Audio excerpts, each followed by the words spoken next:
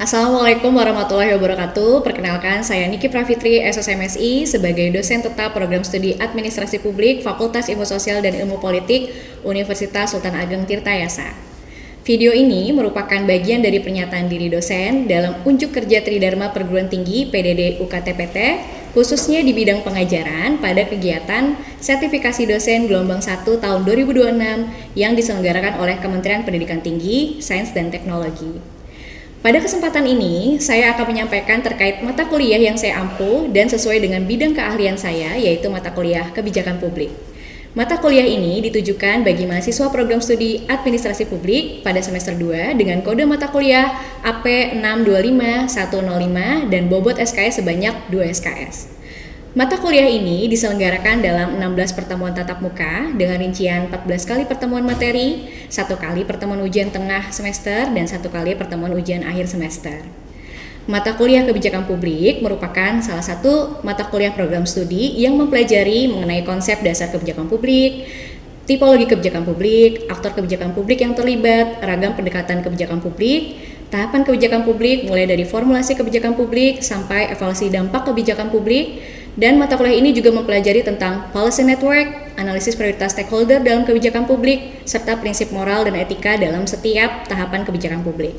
Adapun capaian pembelajaran lulusan atau CPL pada mata kuliah ini sesuai dengan kurikulum OBE, Program Studi Administrasi Publik, dan telah tertuang di dalam RPS yang telah disahkan oleh Ketua Gugus Mata Kuliah dan juga Ketua Program Studi.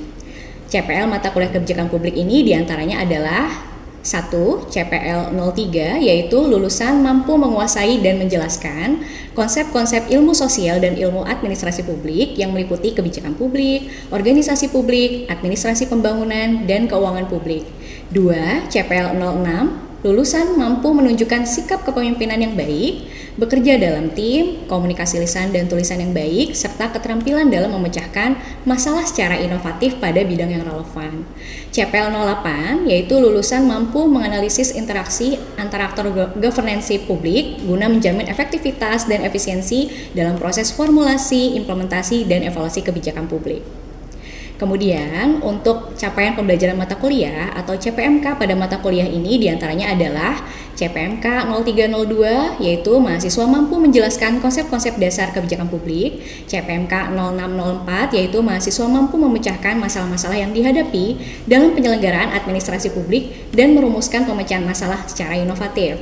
CPMK 0801, yaitu mahasiswa mampu mengidentifikasi peran aktor governansi publik dalam proses formulasi, implementasi, dan evaluasi kebijakan publik. Adapun 3 komponen utama dalam mata kuliah ini diantaranya adalah delivery, interaction, dan assessment atau DAA. Untuk delivery dilakukan dengan penyampaian RPS yang dapat diunduh pada e-learning Spada dan pemaparan materi tatap muka secara interaktif di kelas. Adapun pada komponen interaction pada mata kuliah ini menggunakan komunikasi 2 arah antara dosen dan mahasiswa dengan cara diskusi dan tanya jawab serta cooperative learning. Asesmen atau sistem penilaian yang saya lakukan di dalam mata kuliah ini meliputi penilaian partisipatif, kuis, tugas individu atau tugas kelompok case-based learning, tugas kelompok project-based learning, ujian tengah semester, dan juga ujian akhir semester. Referensi yang digunakan pada mata kuliah ini adalah modul ajar dan referensi tokoh lainnya serta artikel ilmiah. Baik, berikut adalah video proses pembelajaran pada mata kuliah kebijakan publik dengan materi pada pertemuan 12 yaitu implementasi kebijakan publik. Assalamualaikum warahmatullahi wabarakatuh. Selamat pagi semuanya. Gimana kabarnya, sehat hari ini? Ya, baik, hari ini kita akan masuk ke pertemuan 12 ya, yang akan membahas terkait implementasi kebijakan publik. Oke. Nah, sebelum kita mulai, silakan rekan mahasiswa yang hadir hari ini untuk scan barcode kehadiran supaya kehadirannya bisa direcord di sistem Siakam. Silakan. Oke, sudah ya, sambil absen ya. Nah, pertemuan ini kan pertemuan ke-12.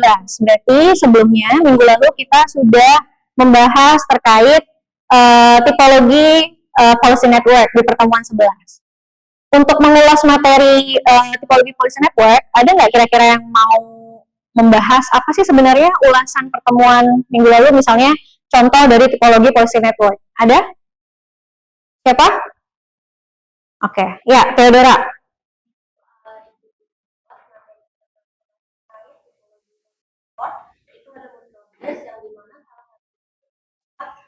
intergovernmental network, yaitu hubungan antara pemerintah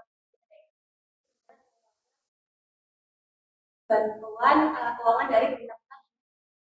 Oke, good ya. Intergovernmental network itu salah satunya adalah hubungan antara pemerintah pusat dan daerah. Tadi contohnya terkait keuangan ya, kayak yang sekarang sedang ramai ya, ada proporsi pembagian keuangan antara pemerintah pusat dan daerah seperti itu. Nah, hari ini kita move on ke tahapan kebijakan yang selanjutnya. Karena kalau policy network sendiri itu sebenarnya membahas, paling banyak dibahas di tahapan formulasi kebijakan. Meskipun pada beberapa referensi juga disebutkan bahwa policy network itu dibahas juga di implementasi kebijakan. Nah, sebagaimana yang rekan mahasiswa sudah tahu ya, setelah proses formulasi kebijakan publik itu adalah proses implementasi kebijakan publik. Ya. Nah, capaian pembelajaran mata kuliah pada pertemuan ini, yang pertama CPMK-nya itu adalah mahasiswa mampu memecahkan masalah-masalah yang dihadapi dalam penyelenggaraan administrasi publik, merumuskan pemecahan masalah secara inovatif, dan sub CPMK-nya yaitu mahasiswa mampu menghasilkan solusi yang inovatif dalam penyelesaian masalah publik. Ini nanti asesmen dari pertemuan ini berarti mahasiswa harus mampu menghasilkan solusi yang inovatif. Ya, oke, kita lanjut ya. Nah, ini beberapa buku referensi selain modul ajar ya. Ini ada beberapa buku referensi yang saya rekomendasikan untuk rekan mahasiswa membaca dan mendalami implementasi kebijakan publik ya. Nanti bisa dilihat di materi. Nah, ini kita mulai dulu dari sini. Ya. Tadi saya sudah membahas bahwa implementasi kebijakan publik itu adalah tahapan setelah formulasi kebijakan publik. Ya. Nah, pertanyaannya adalah, Bu, apa sih yang diimplementasikan? Kan seperti itu ya. Nah, kalau misalnya di formulasi kebijakan publik, itu kan kita akan mendapatkan sebuah produk kebijakan. Produknya apa saja? Ini bisa dilihat ya di layar. Misalnya kayak Undang-Undang Dasar Negara Republik Indonesia, Undang-Undang, sampai pada peraturan desa. Jadi kalau nanti rekan mahasiswa mau meneliti, ya misalnya implementasi peraturan desa, boleh nggak, Bu? Boleh, karena peraturan desa itu adalah output dari formulasi kebijakan atau produk dari formulasi kebijakan publik. Ya. Nah, apa sih implementasi kebijakan publik itu? Kalau kata Van Meter van Holm ya, ini salah satu tokoh di implementasi kebijakan publik yang teorinya paling banyak dipakai oleh mahasiswa kalau sedang riset. Ya. Kata beliau, implementasi kebijakan publik itu adalah tindakan yang dilakukan oleh individu maupun pejabat ya, yang diarahkan pada tercapainya tujuan yang telah digariskan dalam keputusan kebijakan. Berarti kalau di formulasi kebijakan itu merumuskan tujuan kebijakan, maka implementasi kebijakan itu bagaimana caranya kita bertindak untuk mencapai tujuan kebijakan tersebut. Ya, jadi di formulasi itu memproses, merumuskan, implementasi itu laksanakannya. Ya. Nah, ini definisi yang lain ada dari Jenkins ya. Kemudian Jenkins bilang studi implementasi itu adalah studi perubahan, bagaimana perubahan itu terjadi, bagaimana perubahan bisa dimunculkan, ya, dan apa yang bisa memotivasi para pelaksana untuk bertindak, serta apa motivasi lain yang memungkinkan mereka bertindak secara berbeda. Terus ada juga kata Pressman dan Widowski, ini singkat banget ya. Implementasi adalah sebuah proses interaksi antara penentuan tujuan dan tindakan untuk mencapai tersebut. Ya, untuk mencapai tujuan tersebut, maaf. Implementasi itu intinya adalah proses pelaksanaan kebijakan, proses untuk gimana caranya kita bertindak untuk mencapai tujuan, ya.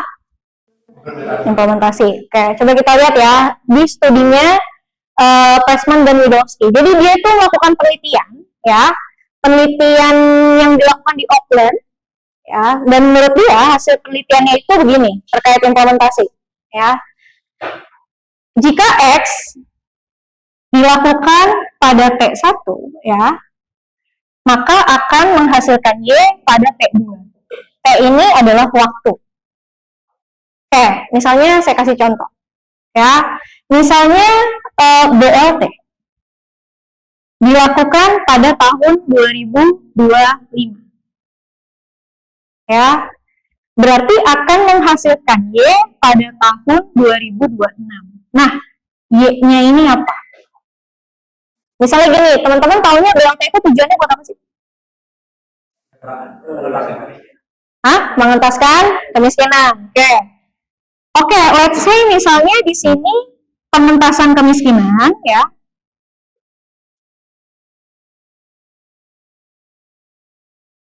Turun ya turun menjadi turun 2% misalnya. Ini sebuah pencapaian bukan? Nah, implementasi itu bicara tindakan apa yang dilakukan dalam kurun waktu 25 sampai 26 ya untuk bisa mengurangi kemiskinan. Nah, tindakan itulah yang dibahas di dalam implementasi. Itu menurut Pressman dan Widowski. Makanya di sini tadi dia sebutkan harus ada proses interaksi antara penentuan tujuan ya dan tindakan untuk mencapai tujuan. Jadi korelasinya itu apa? Antara tujuan kebijakan dengan tindakan nih dari X ke Y, dari T1 sampai T2 tindakannya apa? Nah, apa sih implikasi studi Pressman dan Widowski terhadap implementasi kebijakan publik? Gara-gara studi dia, ya, akhirnya ada perbedaan pendapat nih terkait pendekatan implementasi kebijakan itu harus didekati dari sisi mana sih? Terutama tadi tuh bahasanya ada clue tuh tadi, ada yang menjawab oh kalau BLT itu dari desa ke dinas sosial, tapi ada juga yang dari atas dari dinas sosial ke desa. Nanti kita lihat ya modelnya apa saja. Nah, implikasinya ya selain menurut dia implementasi menjadi semakin tidak efektif apabila hubungan yang terjadi di antara sesama aktor itu malah menghasilkan defisit implementasi. Contoh, tadi kalau tindakannya misalnya dalam kurun waktu X ya dari T1 sampai Y ke T2 itu banyak misalnya terjadi korupsi, itu yang disebut dengan defisit implementasi. Kalau korupsinya banyak, pencapaian tujuannya kira-kira bisa terlaksana nggak? Bisa. Ya, nah di sini ya ada pendekatan implementasi kebijakan publik yang menjadi implikasi dari hasil penelitiannya Pressman dan Widowski yang kita kenal dengan model top down. Ya, jadi bahasanya di sini ya implementasi itu membutuhkan sistem kontrol dan komunikasi yang bentuknya top down. Ini top down. Kita awali dengan top down dulu, ya. Makanya jangan sampai level pembuat keputusan itu tidak menjanjikan sesuatu yang tidak dapat mereka tepati. Kenapa? Karena sepanjang ini alurnya. Ini top down, ya. Dan semua SOP itu tidak boleh berubah di level manapun. Kualifikasinya nggak boleh tiba-tiba berubah di dinsos kecuali dibagi kategori, ya. Gitu ya. Ini untuk top down. Oke. Nah, apa sih syarat implementasi kebijakan publik model top down? Nah, kalau implementasi kebijakan publik model top down itu pengen berhasil dengan alur yang ya dengan contoh ini cukup panjang ya. Nah, di sini salah satu syaratnya itu adalah situasi eksternal tidak membatasi pelaksanaan. Apapun situasinya ya, di kondisi eksternal di luar apa namanya? Program BLT itu tidak boleh mempengaruhi keberlangsungan program. Ya, kayak misalnya begini, waktu COVID ini kan program yang sangat digalakkan ya, karena kan saat itu kita nggak boleh keluar rumah, kemudian juga mungkin bidang ketenagakerjaan juga berdampak ya. Ini menjadi kebijakan yang sangat membantu di era COVID. Tapi sebenarnya kalau kalian pahami, program ini di era manapun pernah berhenti nggak? Nggak pernah. Paling namanya berubah. Dulu namanya bansos. Tiba-tiba jadi BLT, yang tadinya BLT tunai jadi BLT non. Yang berubah hanya prosedurnya aja. Ya, ini yang bagus itu top down itu seperti itu. Jadi masing-masing aktor itu seharusnya paham. Ya, apa tupoksinya sehingga tidak saling bergantung. Dan satu lagi, ini kan BLT ini urusannya sama konsos. Mungkin nggak kayak Kementerian Lingkungan Hidup terlibat. Nah ini juga yang dimaksud tidak saling bergantung. Jadi kalau tupoksinya BLT itu dikasih di ranah institusi yang fokus pada bidang sosial, ya maka itu saja yang bergerak. Ya, oke. Kemudian pemahaman dan kesepakatan penuh terhadap tujuan. Nah ini yang tadi saya bilang. Semua yang terlibat dalam implementasi kebijakan BLT itu harus paham tujuannya apa. Ya. Terus next harus mampu membuat spesifikasi tugas secara rinci. Tadi yang saya bilang, Kemensos itu tugasnya apa, Dinsos apa, RT RW ngapain gitu, supaya tidak ada miskomunikasi ya, dan mereka bisa bekerja sesuai dengan tupoksi. Kemudian terakhir itu karena tidak menjelaskan peran antar aktor ya dalam proses implementasi secara detail, terutama interaksinya dengan strict level birokrasi. Street level birokrasi itu kalau diartikan dalam bahasa Indonesia tuh birokrasi tingkat jalanan. Tapi bukan berarti birokratnya di jalan pada duduk, nggak gitu ya. Jadi street level birokrasi itu yang paling dekat dengan masyarakat. Oke, dari level sini sampai sini, mana yang street level birokrasi? Dong? Nah, dong? Dari sini, ya. Dari sini.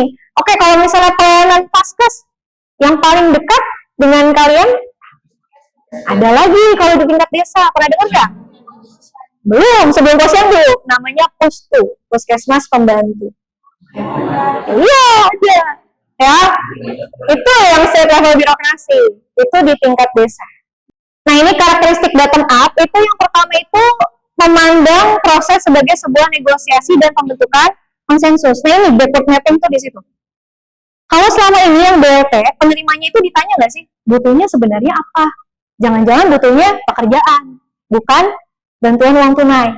Ada nggak diskusi itu kira-kira? Nah, ini kelemahan yang kata Lipski itu kelemahannya Top Bento itu, ya. Tapi kalau yang bottom up itu seharusnya ada konsensus. Konsensus antara pelaksana dengan sasaran, ya. Dalam hal apa? Supaya implementasi kebijakan itu menyesuaikan dengan kebutuhan masyarakat. Jadi backward mapping, ya. Kemudian melibatkan dua konteks dan lingkungan, ya.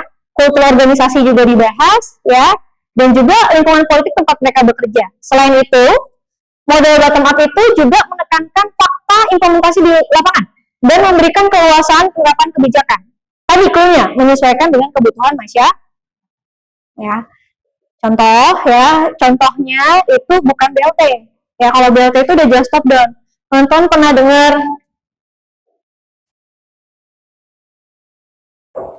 pernah?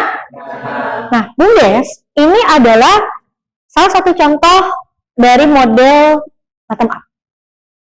Bu, saya paham nih, pasti ada pertanyaan begini dari rekan mahasiswa. Bu, berarti kalau bottom up itu sebenarnya kebijakannya udah ada belum sih? Apakah nunggu diskusi di tingkat bawah terus baru memunculkan kebijakan? Begitu konsepnya. Ini kalau kalian mengartikan top down itu atas bawah, bottom up bawah atas, itu pasti begitu pemikirannya. Jadi gini loh, BUMDes itu kan asalnya itu kan dari apa namanya peraturan Undang-Undang Nomor 6 tahun 2014 ya tentang desa. Ya, di situ karena desa mendapatkan dana desa, maka desa itu perlu membentuk BUMDes. Nah, berarti secara peraturan legal kali? Legal, tapi pertanyaannya implementasinya gimana? BUMDes itu apa kepanjangannya? Oke, berarti dia harus punya apa? Tujuannya apa kalau usaha itu? Biar apa? Punya penghasilan. Desa itu biar punya penghasilan, disuruh bisnis, gitu loh. Nah ini kalau disingkat ya, top down versus bottom up dalam model implementasi kebijakan. Top down itu keputusan berasal dari aturan baku, ya, pemerintah pusat dan menitikberatkan pada kepatuhan pelaksana.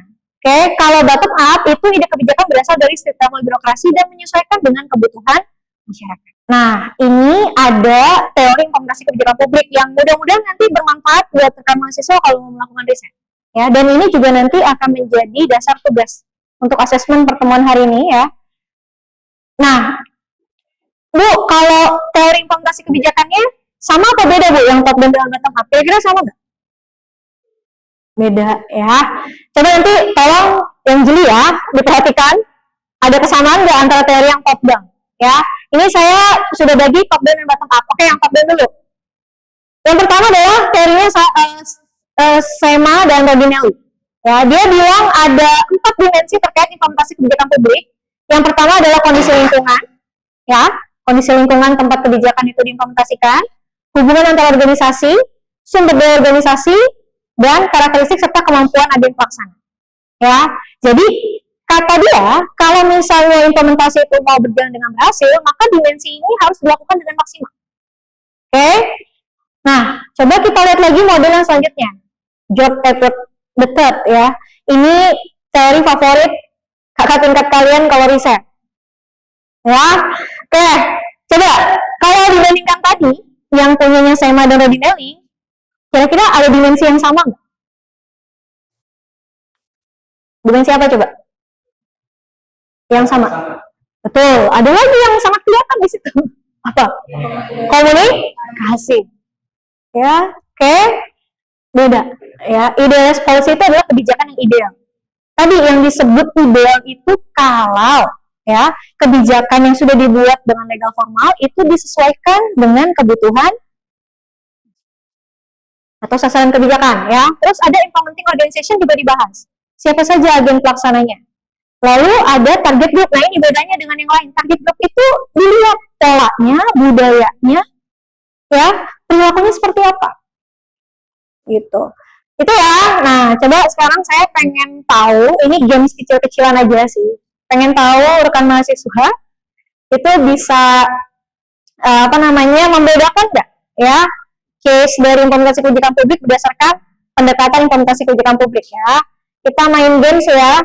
Sudah siap handphonenya? Oke. Bentar. First place, SNIK mana? Oke, congrats buat SNIK. Tepuk tangan dulu dong buat kita semua. Oke, baik. Balik lagi. Tadi yang pertama kasusnya apa? Masih ingat? Kasusnya apa? Bank sampah. Nah, jawabannya apa? Bottom up atau top down? Harusnya apa kalau bank sampah? Siapa yang jawab top down? Kayaknya tadi saya ada yang salah. Yang benar, bank sampah itu pendekatannya adalah bottom up. Karena perlu penyesuaian. Yang kedua apa? Tadi? Ya, bensin yang lagi hype banget nih. Gimana? Kalau bensin? Misalnya kalian mau marah-marah, saya mau bensin dinaikkan. Misalnya kalian jadi pemerintah desa, mungkin nggak? Nggak mungkin, karena itu ada di kewenangan pemerintah pusat. Berarti itu jelas top down. Kan nggak mungkin ya pas misalnya udah sudah diberlakukan nih harga bensin naik, terus ada pom bensin yang saya tidak setuju. Di sini pokoknya tidak naik, ada nggak? Nggak ada. Case study-nya ya untuk artikel ini ya tentang implementasi kebijakan publik. Ini kebetulan riset yang pernah saya lakukan dengan mahasiswa. Pas banget saya meneliti tentang implementasi kebijakan badan usaha milik desa. Itu dilihat di artikelnya ada berapa dimensi? Ada 4 ya. Idealis policy itu membahas tentang apakah kebijakan BUMDes ya di tingkat desa itu sudah disesuaikan dengan kebutuhan dari sasaran kebijakan. Oke. Yang kedua ada apa? Ada apa yang kedua? Organisasi pelaksana. Pemerintah desa boleh masuk BUMDes nggak? Nggak boleh. Nah, biasanya pemerintah desa dan BPD itu sebagai pengawas atau komisaris yang mengawasi BUMDes ya, supaya tetap terkontrol tuh. Terus yang ketiga, kelompok sasaran ya. Apakah kemudian kelompok sasaran dari implementasi BUMDes itu sudah disesuaikan juga kebutuhannya, bagaimana perilakunya? Makanya kan kayak tadi ya, apakah kemudian di desanya Ican misalnya, itu kan jualan sembako.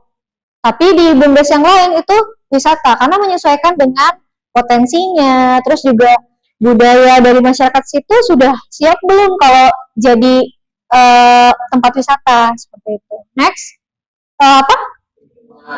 lingkungan ya. Lingkungan desanya mumpuni tidak dari segi politik, ekonomi? Kalau banyak konflik, kira-kira kalau bisnis gimana? Ya, misalnya orangnya tidak bisa menerima kalau BUMDes itu jualan sembako karena dia jualan sembako. Gimana kira-kira? Kalau konfliknya tinggi, ya nanti bisnisnya nggak jalan. Seperti itu ya. Oke, itu contoh artikel. Jadi artikel ini tolong nanti dibaca karena ini nanti akan align dengan tugas project base membuat artikel. Ya. Oke, sampai sini ada pertanyaan? Oke, silakan. Perkenalkan, nama saya Daniel Indonesia. Saya ingin bertanya terkait bagaimana kita bisa menganalisis terkait kalau misalnya kita lagi riset atau penelitian itu entah itu kita tahu bahwa itu top down atau bottom up. Di teori mana yang cocok? Ya, ini pertanyaan yang bagus ya, karena ini buat persiapan juga kalau nanti akan mahasiswa melakukan riset. Jadi intinya bagaimana memilih teorinya, bukan pendekatannya ya. Kalau top down bottom up mungkin sudah tahu, tapi untuk memilih apakah ini misalnya kalau top down itu pakai AdWords atau pakai funnel tertampon, itu caranya adalah dengan menyesuaikannya dengan masalah penelitiannya. Kalau di masalah penelitiannya tidak ada faktor environmental, maka jangan pakai teori yang dimensinya environmental, atau malah nanti environmental itu bisa menjadi temuan dari riset kalian untuk menguatkan atau memperkaya dimensi dalam teorinya. Oke, seperti itu.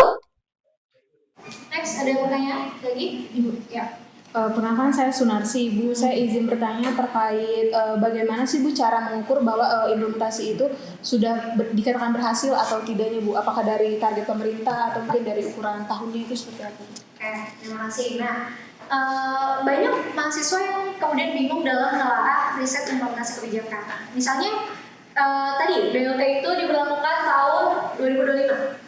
Kalian riset implementasi BLT di 2026. Kira-kira hasilnya akan seperti apa? Misalnya nih, kalian anak hima punya broker kurun waktu 2 tahun. Di tahun ke-1 kira-kira pasti berhasil nggak? Hah? Belum tentu, karena masih banyak penyesuaian. Pengukuran itu tetap harus melihat T-nya. Ya, bisa di T3 atau di T4. Dan kemudian pengukuran itu tergantung teori yang kalian pakai. Ya. Misalnya, ini kalau dilihat, misalnya teorinya Edward aja, ya, komunikasi, struktur birokrasi, disposisi, dan sumber daya itu sebenarnya mempengaruhi keberhasilan implementasi. Jadi bisa nih diukur pakai modelnya atau teorinya dari Edward, seperti itu. Tapi dengan tetap memperlihatkan kesesuaian waktu dengan asumsi tadi, namanya program di tahun pertama pasti masih ada seperti itu. Oke, cukup? Cukup Oke, Ibu. baik. Nah, untuk melakukan asesmen terhadap pemahaman dan juga bagaimana kemampuan rekan mahasiswa untuk menyusun dan merumuskan solusi yang inovatif seperti CPMK yang di awal saya bahas, maka saya akan memberikan tugas project base ya dalam bentuk tugas kelompok, yaitu membuat artikel ilmiah. Ada 2 tugas, jadi artikel ilmiah dan juga presentasi artikel ilmiah atau presentasi unjuk kerja. Ya, kalau diperhatikan nanti rekan mahasiswa harus membentuk kelompok yang isinya 4 sampai 5 orang. Kemudian untuk contoh kebijakan publiknya harus yang di provinsi Banten, saya batasi. Ya, jadi kebijakan yang ciri khas dan dilakukan oleh pemerintah Provinsi Banten, atau boleh juga dibagi per wilayah, misalnya mau di Kota Serang, Kabupaten Lebak dan sebagainya. Ya, kemudian harus melakukan mini riset, jadi jangan studi pustaka. Jadi kalian harus mengkonfirmasi dan mewawancarai secara kualitatif ya bagaimana implementasi kebijakan yang kalian jadikan studi kasus ya. Kemudian yang paling penting nanti artikel ini akan menjadi luaran yang akan dipublikasi di jurnal ber-ISSN saja, jurnal nasional, ya. Dan yang paling penting dari hasil penelitian itu adalah bagaimana kalian menjawab masalah penelitiannya, yaitu dengan membuat solusi inovatif dari hasil analisis implementasi kebijakan publik. Inovatif ya, kayak misalnya mau meneliti program yang sudah berjalan 2 tahun, ternyata hasilnya nggak efektif tuh, programnya implementasinya tidak berjalan dengan baik. Ya berarti kalian harus merumuskan solusi inovatif, gimana caranya biar berjalan dengan baik. Jadi jangan cuma mendeskripsikan, ya. Kemudian harus pakai sumber referensi ilmiah, ya. Karena kita sudah berlangganan Scopus, saya harap nanti di referensinya itu pakai Scopus. Ya, lebih dari 10 dan tugasnya dikumpulkan di minggu 14. Kita akan presentasi di minggu ke-15. Ya. Oke, sampai sini ada pertanyaan? Oke, baik. Maka untuk pertemuan hari ini saya akhiri. Terima kasih atas partisipasi baik dari rekan mahasiswa. Semoga rekan mahasiswa sehat selalu. Amin. Dan